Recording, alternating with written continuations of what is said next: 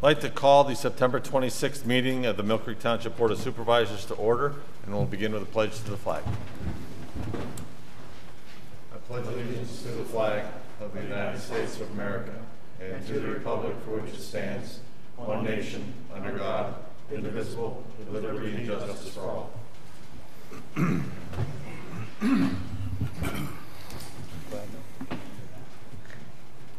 At this time, I'll call for public comment on agenda items other than those dealing with development or rezoning applications.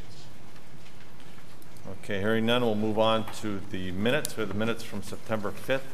If there are no additions or corrections to those, I'll entertain a motion. I so move to approve the minutes from our previous meeting. And I'll second that. Mr. Grove? I vote yes. Mr. Morgan? I vote yes. And I vote yes. You guys did a great job that meeting. Thank you. And we have bills for the last 2 weeks. If there are no additions or corrections to those, I'll entertain a motion regarding paying the bills. I so move to pay some bills. I'll second.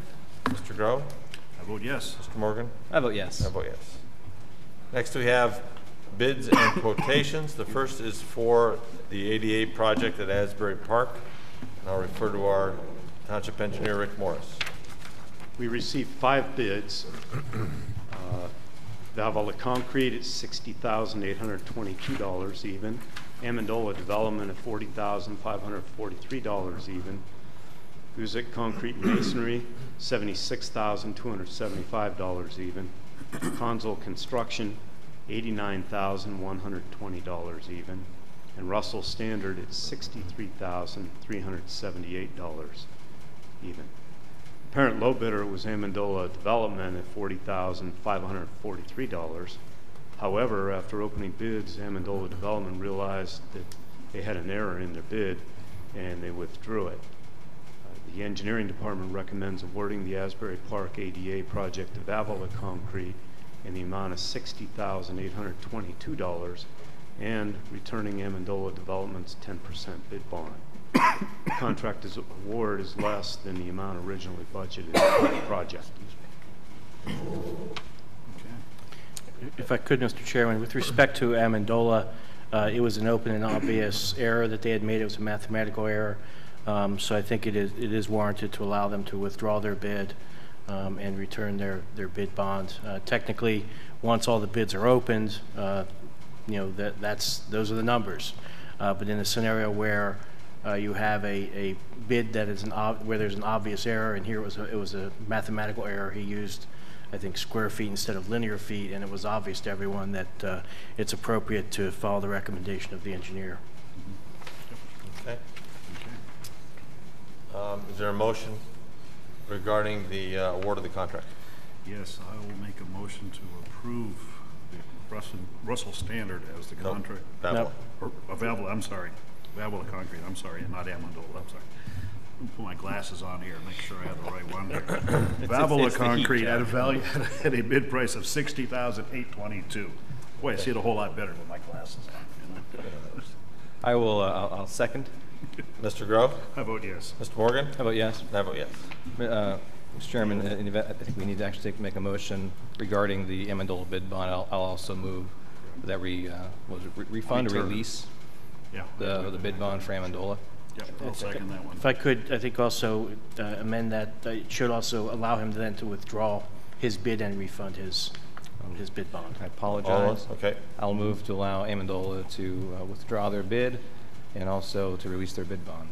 Okay. I'll second what he said. Okay. Mr. Grove? I vote yes. Mr. Morgan? I vote yes. And I vote yes. We are a well-oiled machine tonight, Charles. Next we have a memo from our Public Works Director, Gary Snyder. This is in regard to repairs and replacement of a garage door in Garage 3.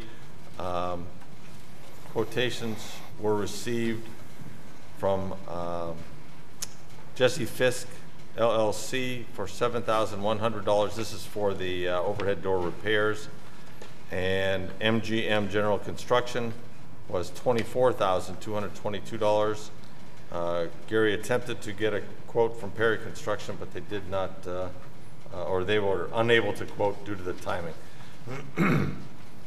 I would move that that contract be awarded to Jesse Fisk for the overhead door repairs.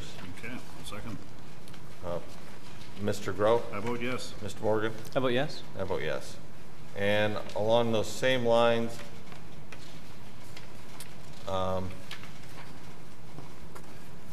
for the actual new oversized door, quotes were received from Miller Overhead Door for $6,438, Overhead Door Company of Greater Erie, $6,038, and Plyler Entry Systems for $5,570, and it's Gary's recommendation that Plyler be awarded that contract, and I'll so move to that effect. Okay, I'll second that. Mr. Grove? Vote yes. Mr. Morgan? I vote yes. And I vote yes. Next, we have a land development for Cider Mill Apartments. This is a land development plan to show the creation of a 7,200 square foot 20-bay parking garage with associated access drive and stormwater management facilities located in the rear of the Cider Mill Apartments property located west of Henderson Road, north of Cider Mill Road and Tract 339. Mr. Morris? At their meeting of September 5th, the Planning Commission recommended approval. Okay, is there someone here to speak on behalf of the land development plan? You have your name and address. Sorry, Mike Sanford, 4721 Atlantic Avenue, and I'm the engineer that prepared the plan. It's just for a detached garage, some additional parking. The residents just want an opportunity to maybe have some indoor parking possibilities. So here tonight, requesting your approval. This is all one level, correct? One level. Just, It's 20 garages, so it's Okay. just one story garage, yes. okay, And some more surface parking. okay. All right. Thank you, Mike. Any questions for Mike? Okay. Mr. Morris, does the Planning Commission have any comments or questions about the land development plan? No? It meets all of the It was requirements? just, they recommended approval, and there was very little discussion. Okay. Someone to speak either in opposition to or in Real favor quick, of it? Mike, Oh, so this isn't about increasing capacity, it's just building the garage for existing residents with existing parking concerns? This isn't about Correct. expanding? The owner did a survey to the tenants and said, you know, is there any interest in covered parking? And some of the tenants responded yes, some responded no. So they're just trying to meet that demand. They want to construct this just as a, you know, a place that people could rent the extra spaces to park their car undercover. So we're just going to add it to the essentially like the north or southwest corner of the parking. And so it'll be constructed in a grass area just adjacent to the parking, and then there'll be some more surface park. But so we're having a net addition of parking to the property here. You know, a few extra spaces being added, but this is just to meet the demand of a survey they circulated.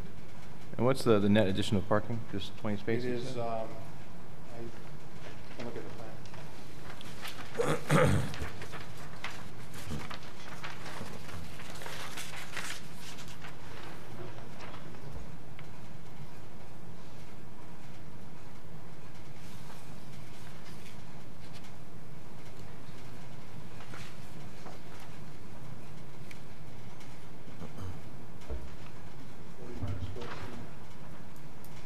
Minus 14, so 26 net increase.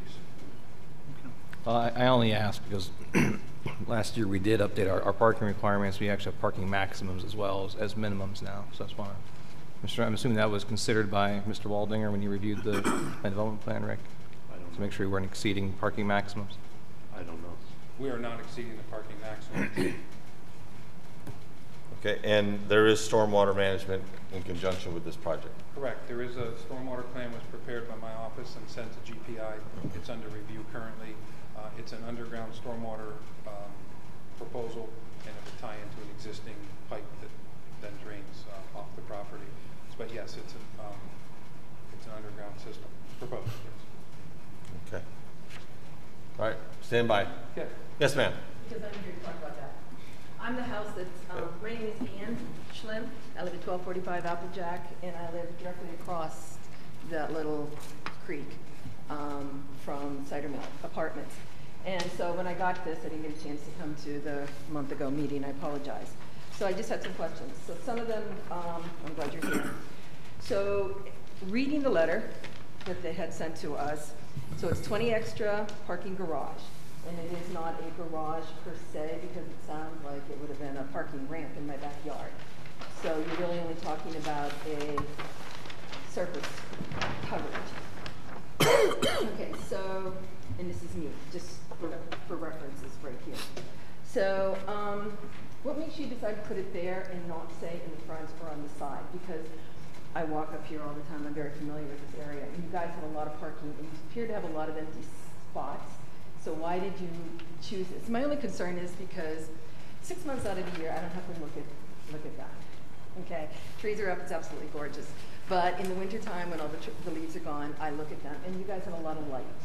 And so my concern is that when you put in this parking thing behind there, now I'm gonna have more people coming back, headlights crossing into, you know, across the little gully and into my yard. And then I don't know what kind of security lights you're talking about putting up there also, which is then gonna also highlight light up the whole backyard of mine. So I guess I'm just trying to figure out where you're at with this. Well, any security lights are going to have to be, we have restrictions as to, and the two Johns can probably address this better than I can, but I think our zoning requires the security lights to be directed onto the property. There cannot be any reflection off of the property. Correct, but we all know that down onto the property still means that it highlights a whole lot of area, and it's still very lit. Even though Well, yes, it is for security. It's very lit. So that was some of it, and just trying to figure out what was the placement there versus along the side, because you have a lot of parking there, and a lot of opportunities to put covered parking in a lot of places there. So I guess I was just curious to know, because I thought, okay. Well, Mr. Stanford, would you mind bringing your aerial up here so we can take a look at it too? You want this? If you don't mind. It's Rick's. Oh, it's Rick's. Well then, And your retention pond, while we're at that, is going to drain off into the creek. Is it like a pipe that's just going to shoot out the water as it collects into the creek? And is it going to, or how is that going to do? Because that also crosses a little bit onto our property. We have just a very tiny piece of that creek that runs through it. So I'm just trying to figure out how much water. I can explain that. And I wish it was here a month ago when you did all this. I'm so sorry. No problem. You want me to talk to the microphone? Yeah, if you would, please. We did get the question. We'd like to hear the answer. Okay.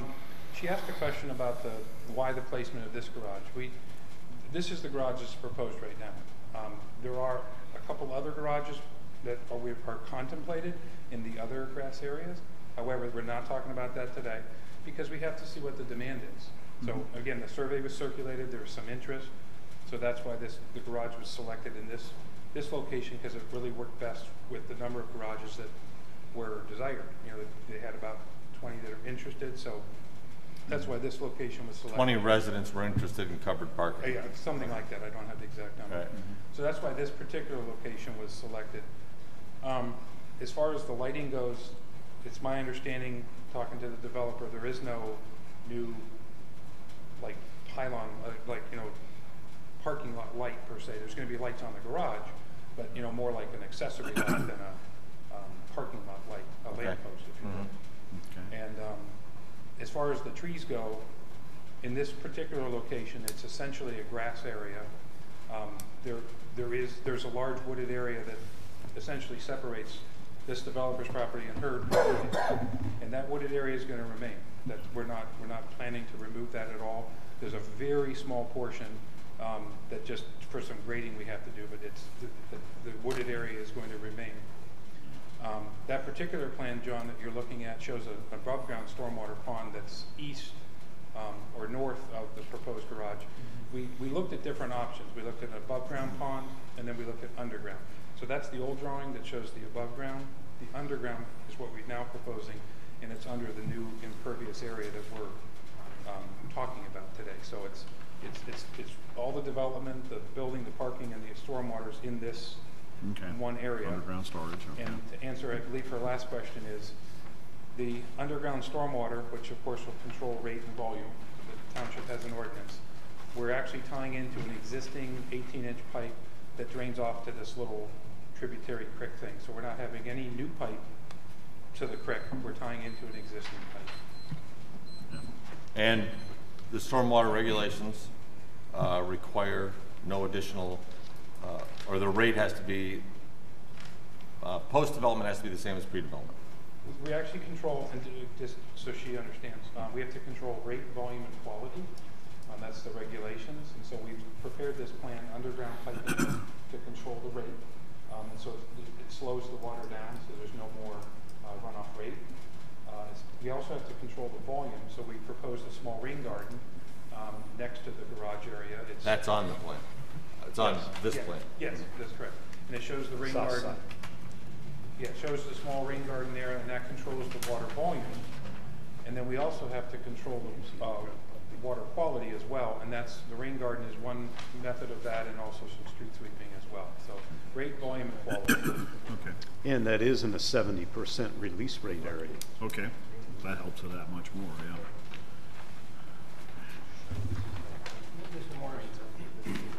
Great. Do you anticipate any expected added water, or are you just? Her question is there any added water? And there's always more water with development, because you're taking something that's essentially a grassy area and you're putting an asphalt roof. So there's more quantity of water, but the regulations require us to handle the rate and slow it down to 70% of the pre-developed. So we hold the water on the property at Berry Pipes and release it very slowly. So there's more water, but it's released at a slower rate.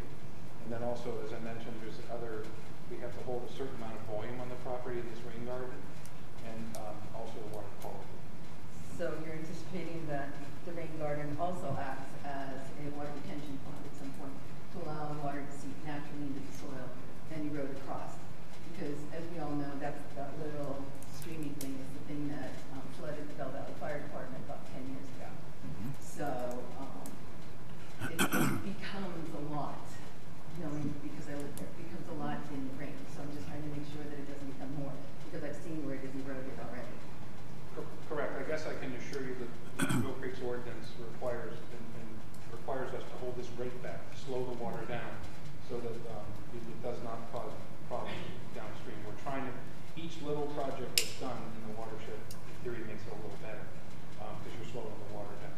Because the gap between essentially your backyard from is not a very big grassy area. And then it just goes straight down into the gully, which then forms. And so you're putting in at least a surface lot right now, in addition to another 20 to cover it when you have other spots available. But you're also talking about eventually paving off all of that grass. Oh, not all of it, no. No, I mean, you had mentioned that there are other potential depending upon whether or not the residents want it covered. So I guess my question then up front is there not something to do more front road? In the front, we already have the existing parking lot.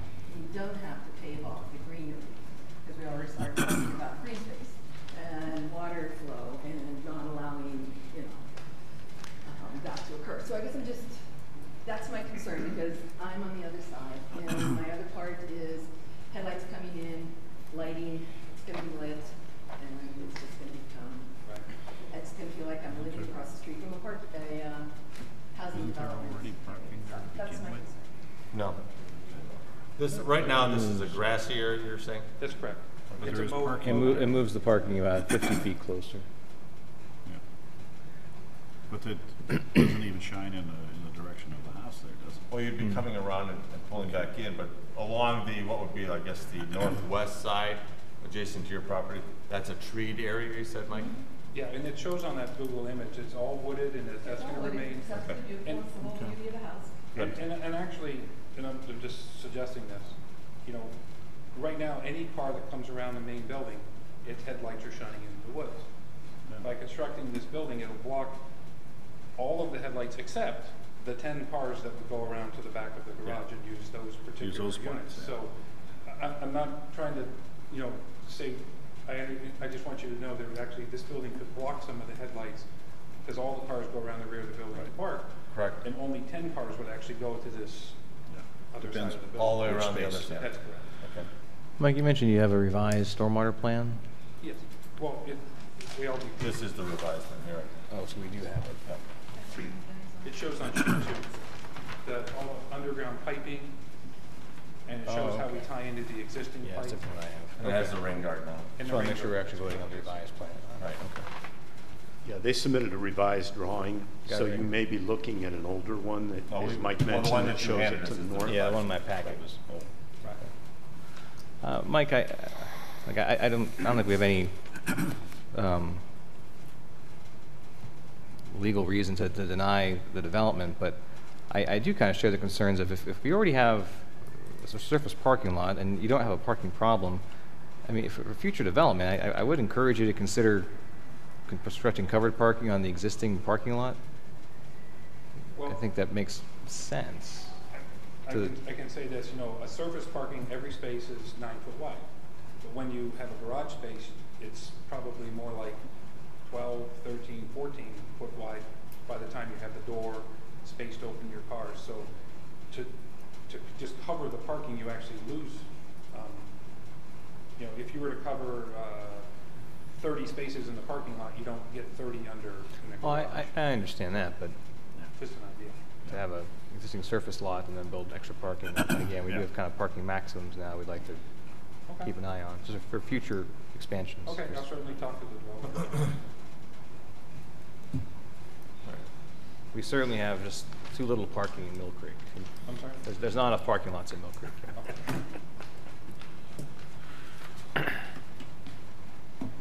Okay, any other questions? Have you required to do any landscaping along that park?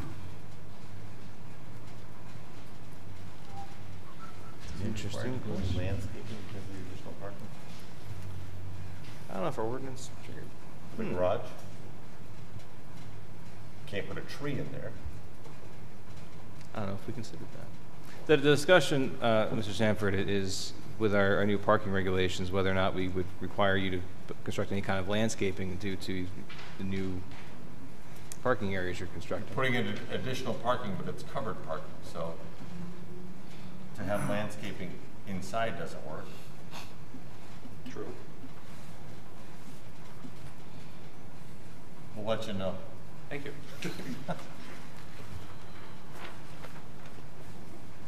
Upon further review. Okay, is there a motion in regard to the land development plan? Yes, I'll move to approve the land development plan for the cider mill apartment garages. Okay, is there a second? I'll second. Mr. Grow? I vote yes. Mr. Morgan? I vote yes. I vote yes.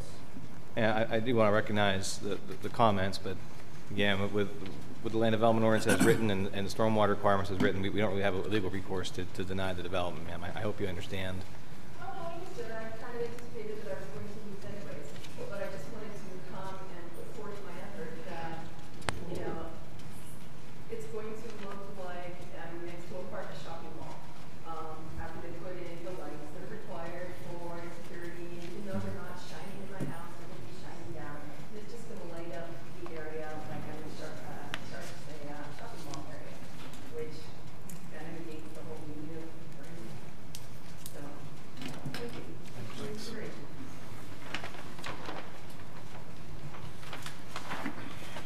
Okay, next we have public comment on the ADA transition plan. I'll refer back to the solicitor on this. Sure, I believe this is the next to last public comment opportunity before it would go to a vote before the supervisors at the next meeting. This is the transition plan that would, the township's plans with respect to ensuring that the facilities that are used for their programs, services, and activities meet with the ADA requirements. The plans, I think it's online as well as available. Paper copy is available here at the township building. There is likely to be one change that we are aware of, which relate to actually the approval last week of the reopening of the golf course.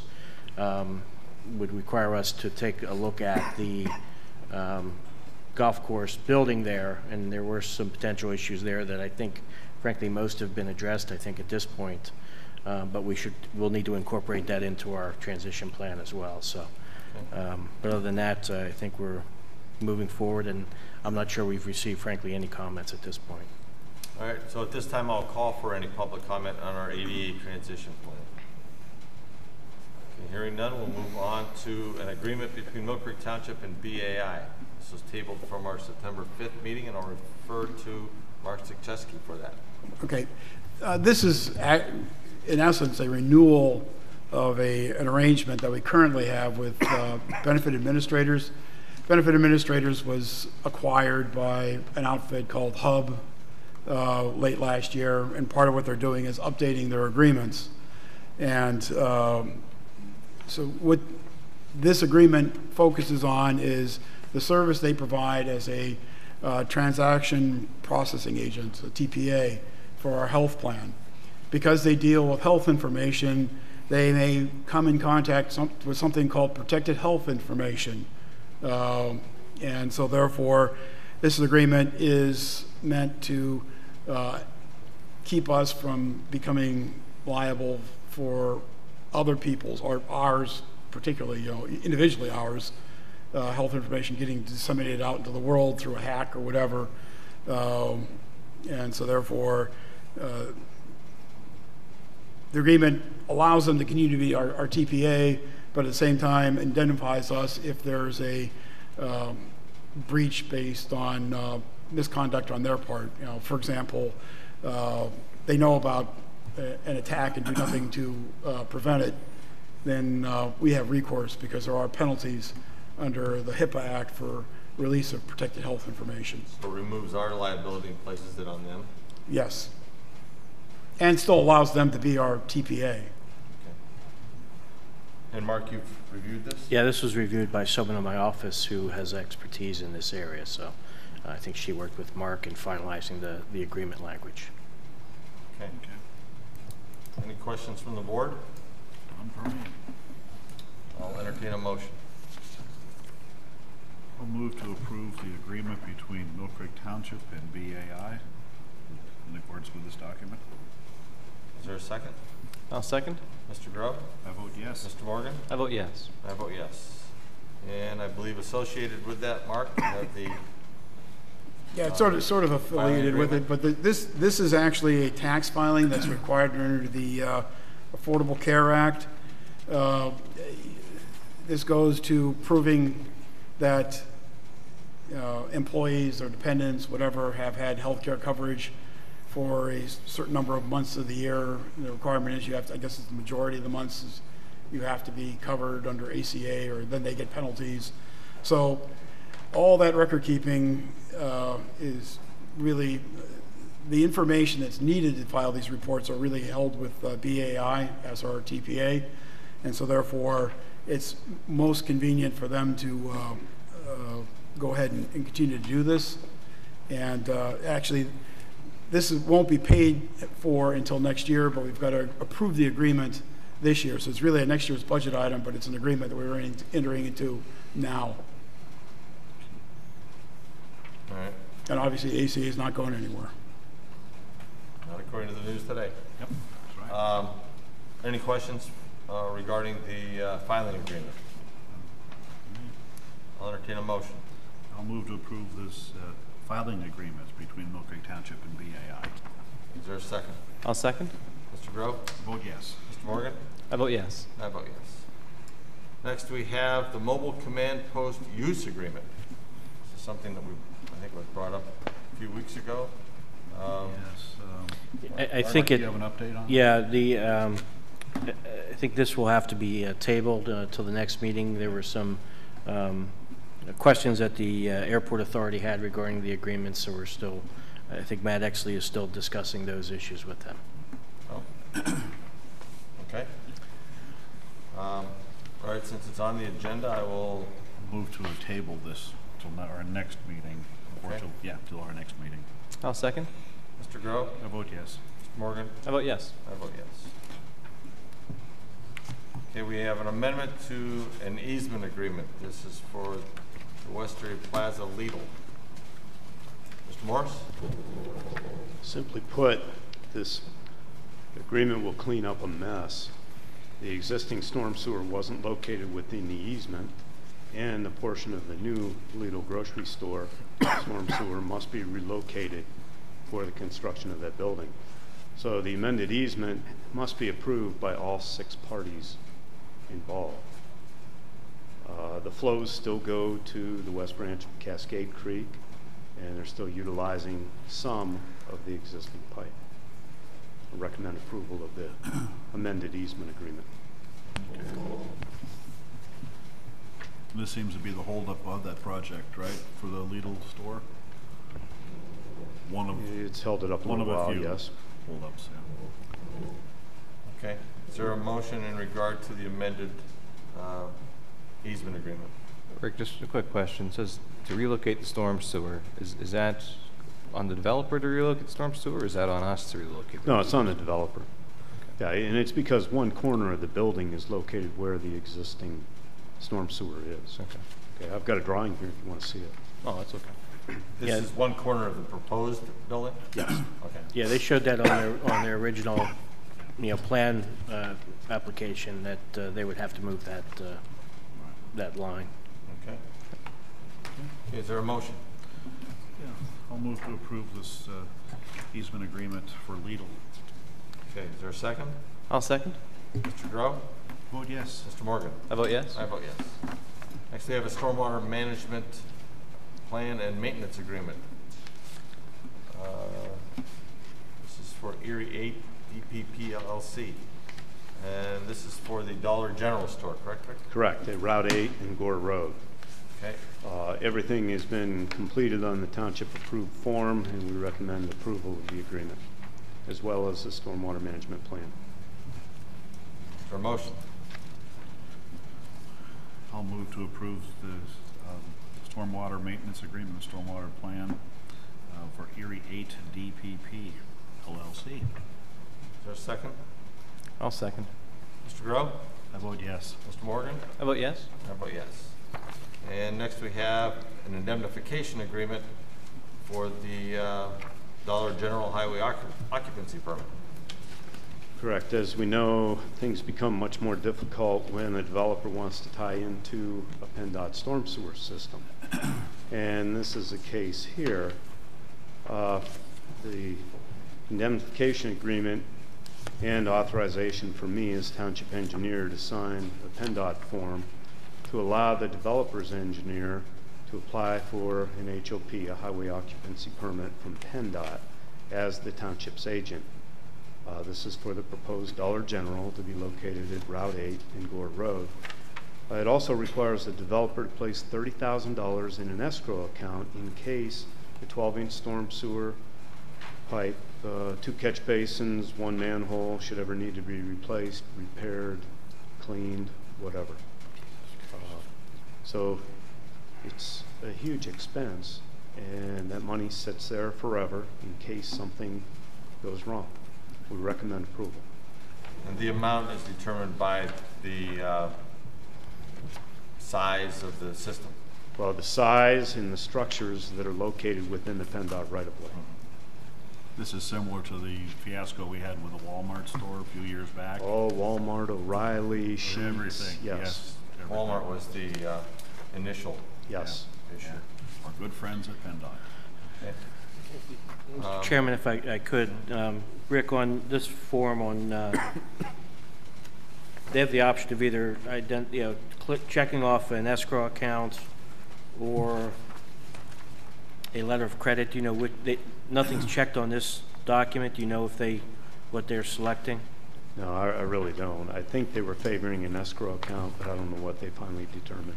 And then on page, looks like page 11, they didn't fill in who their contact would be for notice. So I would suggest that, to the extent the supervisors are inclined to approve the agreement, it would be subject to them checking off the appropriate, whether it's an escrow account or a letter of credit, and then filling in the notice, person who has to fill in the notice. Mark, would you recommend conditional approval, or would you recommend us table it until the developer completes the form? Those are relatively, I think, minor things. I would I think you can go ahead and conditionally approve it, subject to them just filling, checking which box it is. And it would appear to me that they probably are selecting the escrow account because they filled in the dollar amount. They just didn't check the box they're supposed to check on the document, that's all. And then the notice would be important if there's ever an issue. We need to have, who to send notice to, but those are more ministerial than anything, frankly. Okay, is there a motion? I'll make a motion to approve and authorize the chairman to sign the agreement on the condition that the form be completed by the developer prior to the chairman signing the contract. Okay. I'll second. Mr. Groh? I vote yes. Mr. Morgan? I vote yes. I vote yes. We have a request for financial security release from Stan's Garden Center. Rick?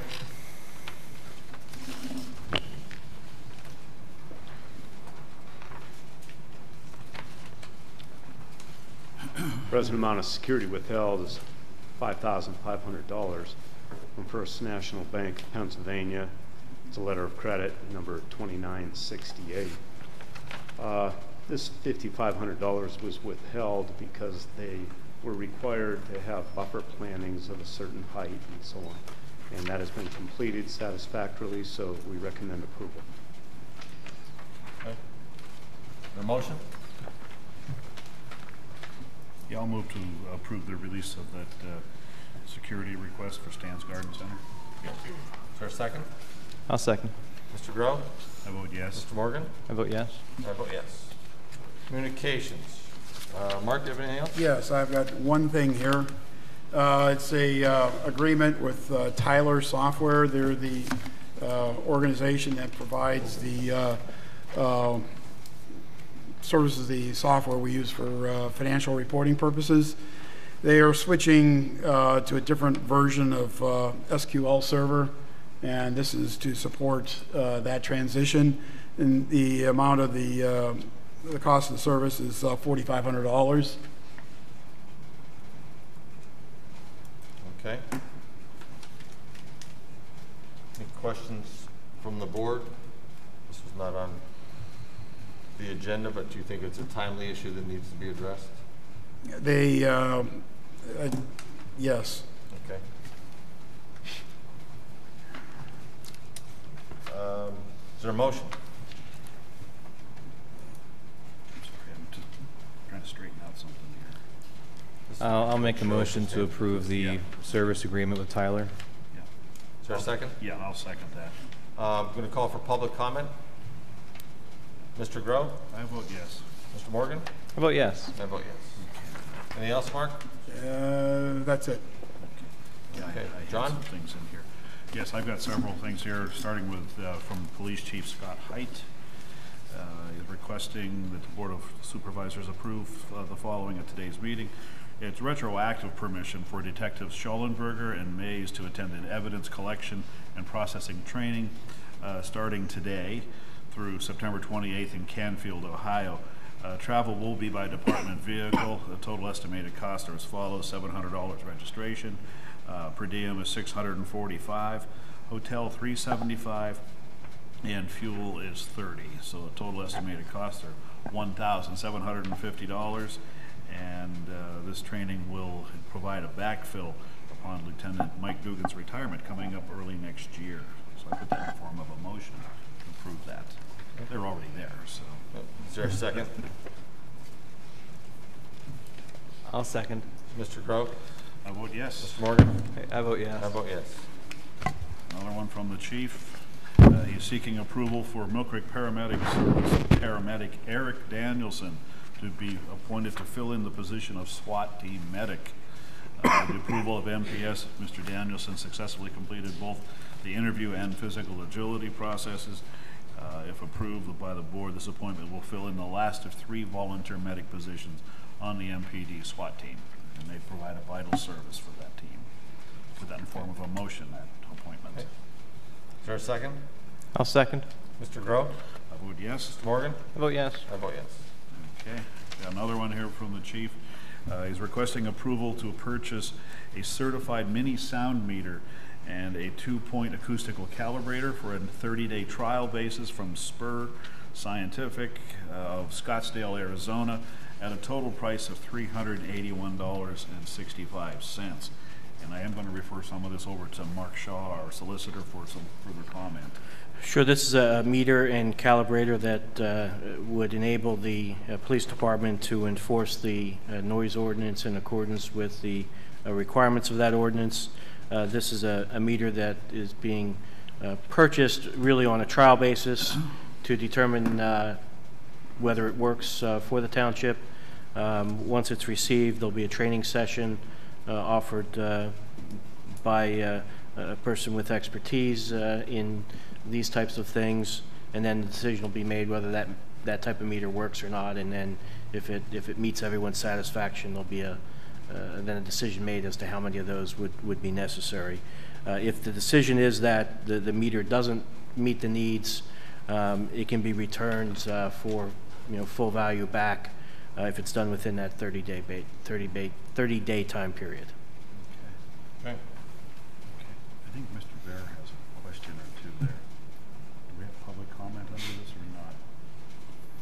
Well, it's on the agenda, It's on but the agenda, Gary, yeah. if you have a question and you like Yeah, to, I want to make sure I answer the question for Mr. Bear. since this doesn't go into detail on the Yeah. agenda per se.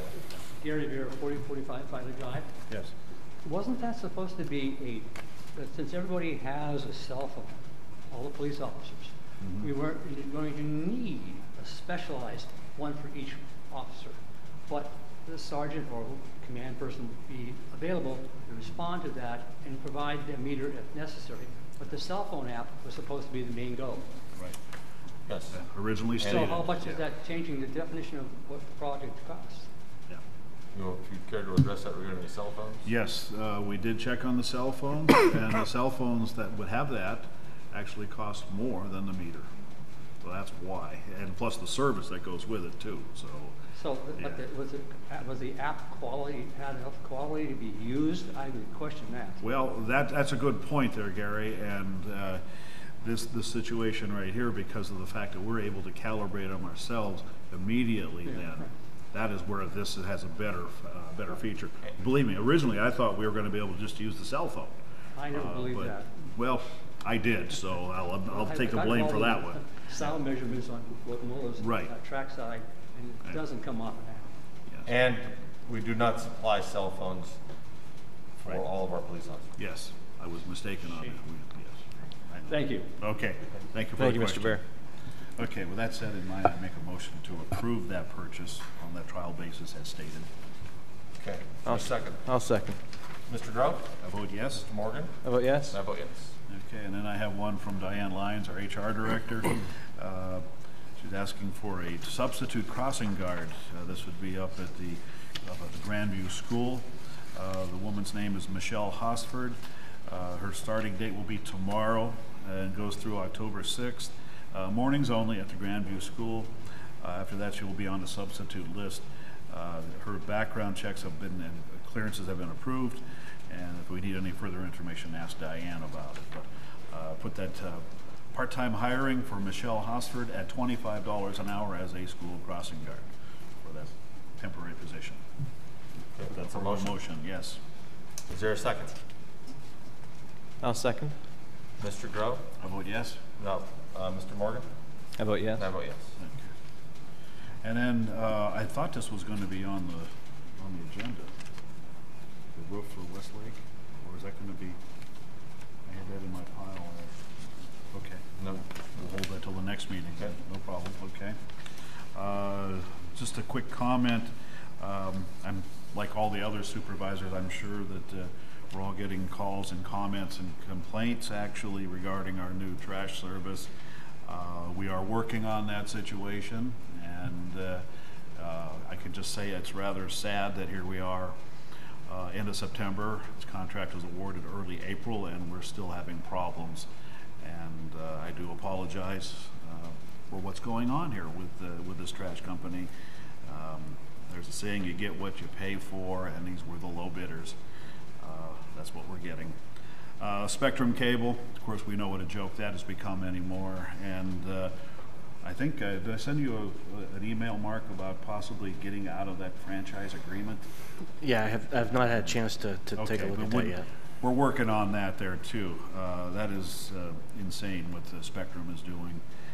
And then, of course, the sign complaints are back. You know, the temporary signs, real estate, political signs, all those are back too. So they're just coming. We're working on them, folks. So that's all I have. Thank you. Okay, I have a couple of things here. First is also from Diane Lyons in regard to training. This would be for 5 township employees, Diane, Gary Snyder, Sean Kern, Mark Wells, and Joe Yatzer. This was in Crawford County on September 22nd. This was for CDL supervisory personnel, records management, and also I believe they covered probable cause training. And the cost of this, this was through the State Association Township Supervisors, was $225. Again, this was after the fact because we only found out about it being scheduled after our last meeting. So I would move approval of their travel and paying that bill. And I'll second that. Mr. Grove? I vote yes. Mr. Morgan? I vote yes. I vote yes. Next, from Gary Snyder, our Public Works Director, would just like to let the folks know, actually, that we participated in a intermunicipal agreement with the City of Erie. This was a paving project that was recently completed on Cherry Street Extension in the Bladen Drive area. We paved about, I believe it was about 70 feet of asphalt, required roughly 60 tons of asphalt and about 5 hours of labor. And this was a project that was done, like I said, with the City of Erie. The city did the milling work with their milling machine, both in the city and on Mill Creek on Cherry Street. And then the township came through and did the paving.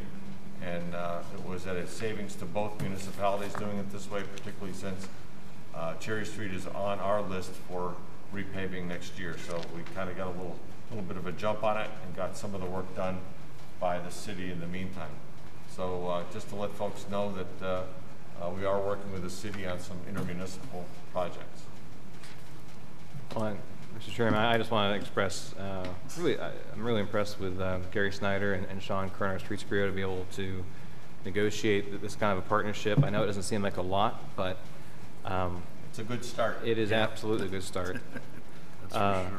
And I'll give them credit for having some creativity to reach out to the city. The issue is Cherry Street is the city's street that actually intersects Bladen and cuts our street in half. So the city, I think, thought it was our section of Cherry Street until Mr. Kern investigated and got this partnership going. So I just want to make sure Sean and Gary get their due for being creative and solving the problem, and also our appreciation to the City of Erie for working with us.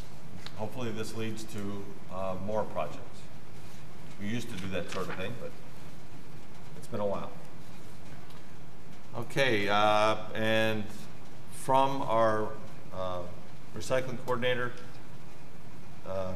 Jessica James Stutzman, in regard to a DEP 904 performance grant for 2016.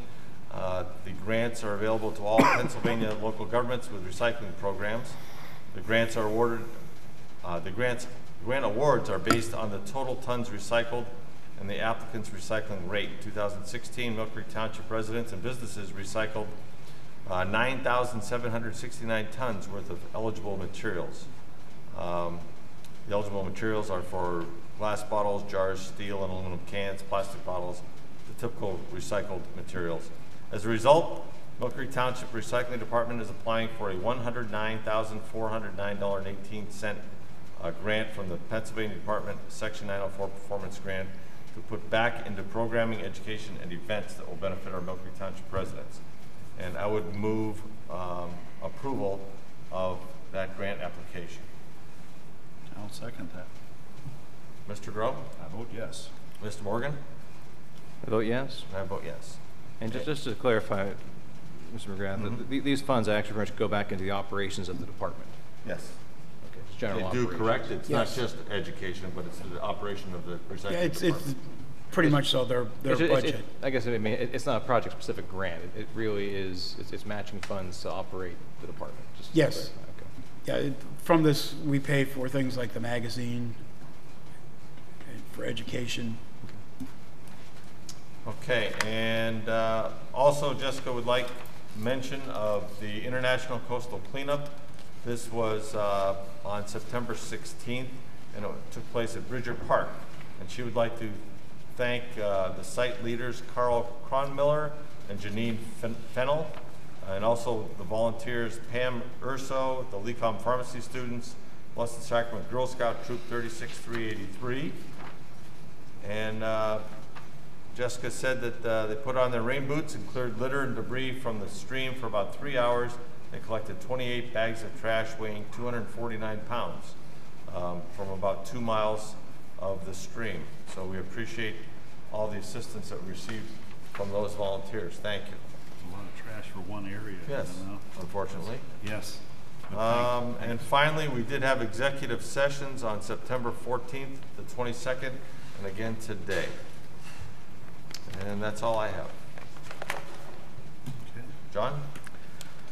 I have a travel request and training request from the engineering department. Surprisingly, they haven't gone yet, so it's from Mr. Morris. There's a training at the Erie County Conservation District. They're hosting a bluff management workshop for land development professionals on October 12th from 8 a.m. to 4 p.m. It's a day-long workshop. Rick is requesting permission for himself, Assistant Township Engineer Ann Sokol, and our Inspector Rob Donikowski to attend. The cost is a total of $160. I'll make that in the form of a motion to approve. Is there a second? I second that. Mr. Grove? I vote yes. Mr. Morgan? I vote yes. I vote yes. Mr. Chairman, point of discussion. This training, for example, and also the retroactive approval we've granted earlier today, to me seems a little unnecessary. We have department heads that I think are more than capable of determining the value of training and conferences for their staff. And they are capable of also budgeting and making those decisions without coming before the board and even retroactively. Obviously, if these folks are doing this work, we trust them.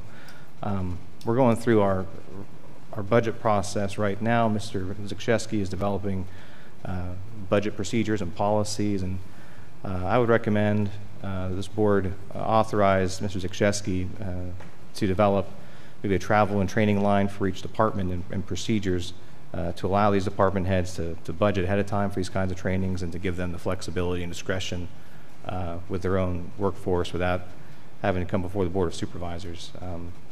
I don't know what your guys' thoughts on that are. Yeah, I don't have a problem with that. I'm just going to refer to the solicitor quickly. Is there any issue with, I mean, we're doing it after the fact some of the time, so is there any issue with allowing township employees to travel without formal individual approval? Could we do that? I think, John, what you're suggesting is do it sort of as a blanket motion, maybe at the beginning of the year or something? Well, I think my understanding of second-class township code is we have to approve our own travel to training and conferences, but administratively, our department heads, if we give them a travel and training budget that we approve at the start of the year for them to draw down from. Are you suggesting that, you know, of course, the money be allocated at the beginning of the year in the budget process, but just have notification in a memorandum form to us saying, okay, hey, the engineering department will have these people out of the office for this day, just in a memorandum, an email or something to let us know. Well, we should have record of it, Well, yes. yeah, that's what I'm And getting Mark at. should be able to confirm the fact that there's money in the budget for that. Right, yeah, topic. rather than bring this here, because this is, you know, kind of, you know, I had a couple here, and I know you have, and John does too, and it takes up time. Even discussing it right now is taking up time, but now's the time to bring it up and talk about it, and maybe come up with a clear policy. Well, I think now's the time that we're looking at budget time to put that into part of the the finance procedures Mark's developing for the budget time. I mean, I think it's not uncommon to just grant a travel and training line item for each department. Now, if, for example, if they're towards the end of the year they're requesting funds that exceed the budget amount for their line item, obviously we should vote on that to whether to enhance, or to transfer funds or increase the line. But I think for these general things, I don't believe that Mr. Morris or Gary Snyder or the chief of police are doing frivolous training that we need to approve at a board level. That's all I'm saying. Perhaps before the end of the year, between our solicitor and our treasurer, we come up with some kind of a policy that we could address this situation? Yeah, certainly. I'm just looking at section 607 of the second class township code, which talks about the duties of the supervisors, and one of their duties is to authorize attendance at conferences, institutes, schools, and conventions, and talks about the supervisors, may, if that township employees, if directed by the supervisors, attend those conferences and so forth. So I'd have to look to more in detail of that to determine if that allows what you're contemplating. I would certainly agree that makes a lot of sense. Second class township code doesn't always make a lot of sense though, so we could certainly take a look at that and come up with a plan. Okay. All right. John, anything else? The only thing I have, Mr. Chairman, is I want to announce to the public that the next phase of our Embrace Mill Creek public outreach started this week. As we're trying to educate folks, we're developing a new comprehensive plan for the township titled Embrace Mill Creek, but Embrace Mill Creek is more than just a plan. It's also a public engagement initiative from the township. This week we launched the project website for Embrace Mill Creek. It's embracemillcreek.com. And as part of that, we're also opening up our next round of public engagement, which is an online community survey to get more input from the public. Essentially, that survey summarizes the neighborhood meetings we had over the summer. We had about 100 folks come out to 4 neighborhood meetings we held throughout the township. We heard a lot of good information. We heard a lot of what folks' concerns are, what their aspirations are for the township. We want to make sure we get some broader public input on that. So this survey is really presenting some of the outcomes of neighborhood meetings online, so it's more convenient for the rest of our residents to comment on. That'll be open for the next 3 weeks. So I just encourage folks to visit embracemillcreek.com to take the survey and also learn more about the project. And I also want to thank the Asbury Community Seniors Group, and invited me to come out and talk to them about Embrace Mill Creek yesterday. It was a great conversation. I believe the Rotary invited Mr. McGrath out to talk about that among other issues in the township. And so I also just want to make sure folks know, if you have a group in the community, if it's a neighborhood organization, if it's a business group that you have, a club, any organization out there, and you would like to invite us or our staff to come talk to you about the comp plan and get more input from you, we are always happy to come out and talk to anybody who would like to participate in the process. Again, the best way to contact us is through the website, embracemillcreek.com, or you can give the supervisors a call. Thank you, John. Aaron, about the Mill Creek or the McDowell Homecoming Parade? The McDowell Homecoming Parade is going to be held on October 6th, 2017. 4:15 to 5 o'clock, the floats and drivers participating in the parade are going to line up via Kahi. Drop-offs will be at MIHS on Kahi. Girls Athletic Club members wearing staff t-shirts will assist people getting them to the appropriate spots. Vehicles not participating in the parade will not be permitted to park in the MIHS parking lot. Parents may pick up participants in the student parking lot following the parade. It will begin at 5:30. The parade proceeds from the back of MIHS, down Homestead over West 27th, south on Kahi Road, and ends at the student parking lot. Girls Athletic Club members will be assisting if you would like to donate your float at the end at the North Gym entrance. The supervisors are the last float in the parade, so it might take a little bit for them to get up to the North Gym entrance. Thanks. Say what? We're what?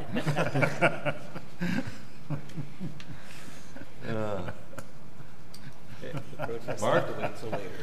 Nothing else on my end. Cheryl? Rick, I think you have one more item? One item, yes. Matt Oh, yeah, I'll Waldinger, hit that. Oh, our yeah, land you said development that. coordinator, is requesting the board's approval to attend the American Planning Association Pennsylvania Chapter's 2017 Annual Conference in State College from Sunday, October 22nd through Tuesday, October 24th.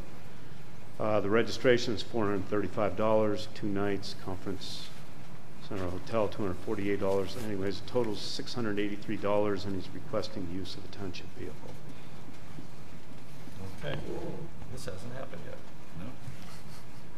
Okay, is there a motion in regard to the request for Matt Waldinger to attend the training?